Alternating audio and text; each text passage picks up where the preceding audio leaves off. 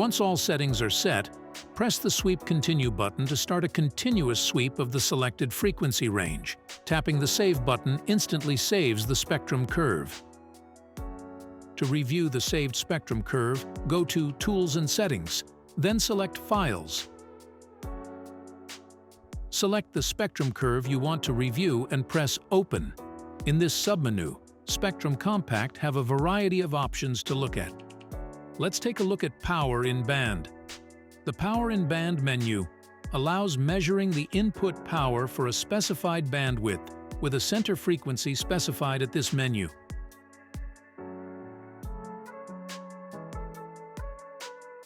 Now let's check the Mask mode. The Mask mode menu allows setting a file as a spectrum mask, and thus visually comparing the currently displayed spectrum curve with another one.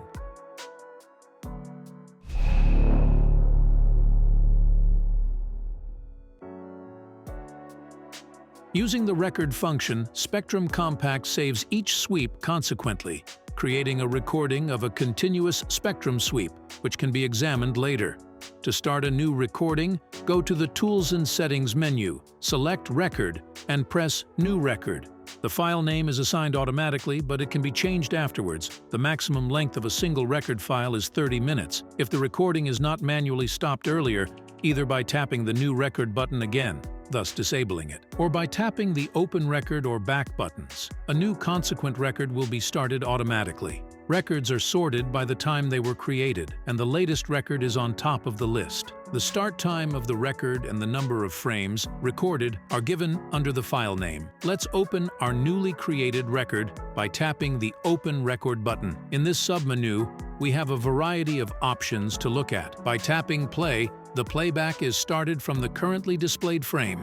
The Min-Max Levels button allows seeing the highest and lowest input power levels detected during the recording.